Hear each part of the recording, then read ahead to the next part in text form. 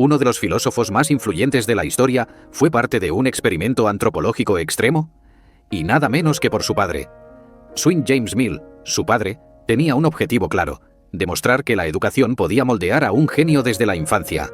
Desde los 3 años, John aprendió griego. A los 8 ya dominaba latín, historia y matemáticas, y era el profesor de sus primos y hermanos.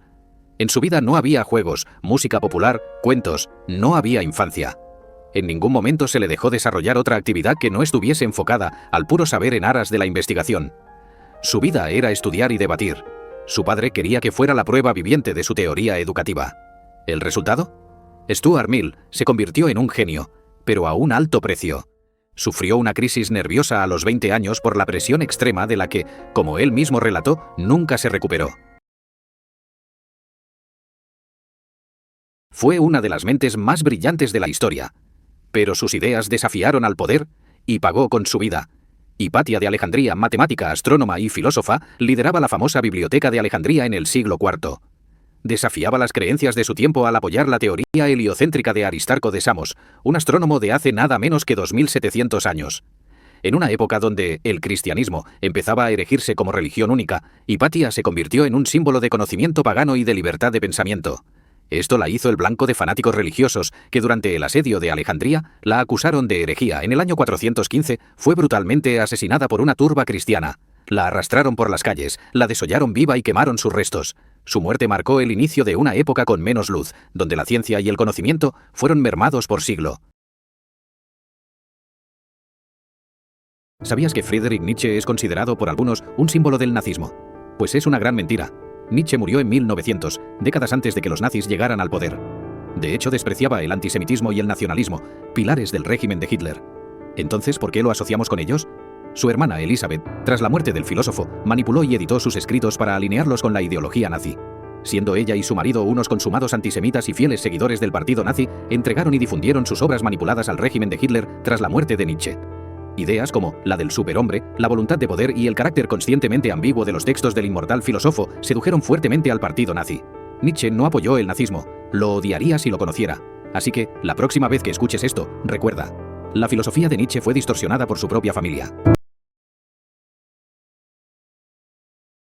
El cerebro de Albert Einstein fue robado tras su muerte y dividido en 240 pedazos. En 1955, Einstein murió de un aneurisma.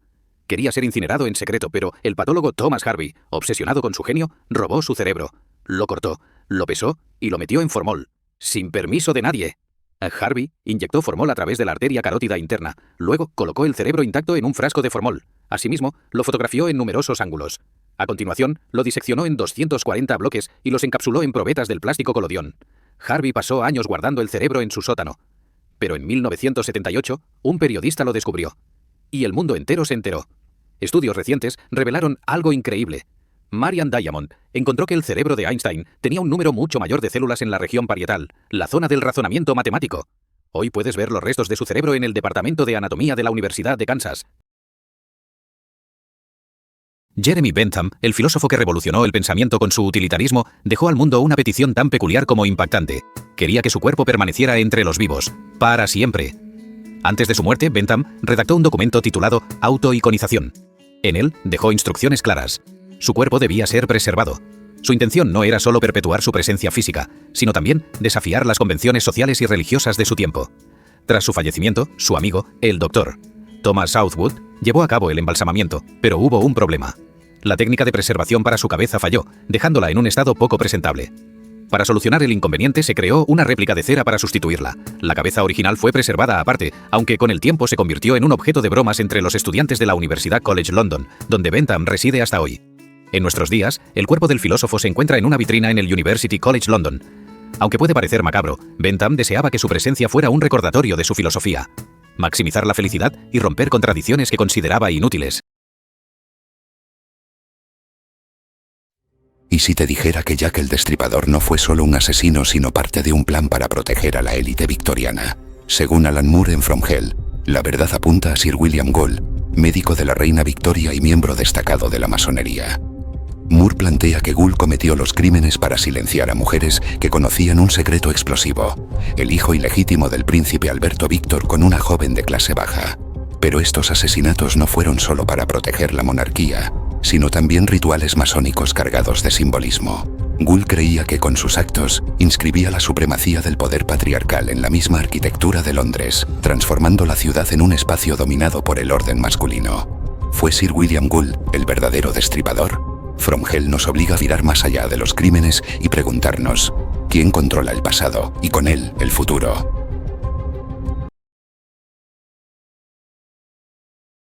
Richard Sorge, el mayor espía de todos los tiempos. Cómo un hombre logró engañar a los nazis, a los japoneses y salvar a la Unión Soviética. Esta es la historia de Richard Sorge, el espía más legendario de la historia. Richard Sorge era un periodista alemán, pero en realidad trabajaba para la inteligencia soviética. Durante la Segunda Guerra Mundial se infiltró en las altas esferas del poder en Japón y Alemania. Su mayor logro fue advertir a Stalin de que Japón no atacaría a la Unión Soviética, lo que permitió redirigir tropas clave al frente occidental y derrotar a los nazis en Stalingrado. También alertó sobre la invasión nazi, pero fue ignorado. Capturado en Japón, fue ejecutado en 1944. Pero su legado sigue vivo como uno de los espías más efectivos y valientes de todos los tiempos. ¿Qué sucede cuando una mente brillante choca contra un ejército con elefantes de guerra? La respuesta está en la batalla del Hidaspes, la contienda más feroz de Alejandro Magno. En el año 326 a.C., Alejandro enfrentó al rey Poros en las riberas del río Hidaspes, en lo que hoy es Pakistán. Poros, confiado en sus gigantescos elefantes de guerra, parecía invencible. Pero Alejandro, con su estrategia y valentía, logró vencer en una batalla que cambió la historia del subcontinente indio. Esta fue más que una batalla. Fue un choque de culturas, estrategias y ambición, que quedó grabada en la historia de la humanidad. ¿Sabías que Don Carlos Ometovtsin, un noble indígena, fue sentenciado a morir por la Inquisición, acusado de practicar su fe ancestral? Don Carlos, descendiente del gran Nezahualcóyotl, se negó a abandonar las creencias de su pueblo. En 1539 fue denunciado por realizar ritos indígenas y enseñar a otros a respetar las tradiciones. La Iglesia lo acusó de idolatría y herejía.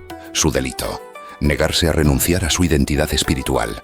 A pesar de las amenazas, Don Carlos no cedió y fue quemado vivo en Texcoco, convirtiéndose en un símbolo de resistencia.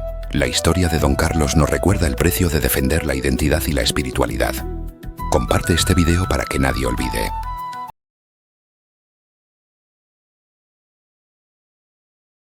Leonardo da Vinci fue un genio que estaba fuera de su tiempo. Hace 500 años tuvo el sueño, totalmente descabellado, de volar. En 1496, diseñó una máquina voladora inspirada en las alas de las aves. Creía que con suficiente estudio y precisión, los humanos podrían volar como ellas. Subió a una colina y probó su invento. El resultado: la máquina se elevó por un instante, antes de caer. Leonardo no logró volar, pero sus diseños sentaron las bases para los inventores que siglos después conquistarían los cielos. Era un hombre adelantado a su tiempo, soñando con un mundo que aún no existía.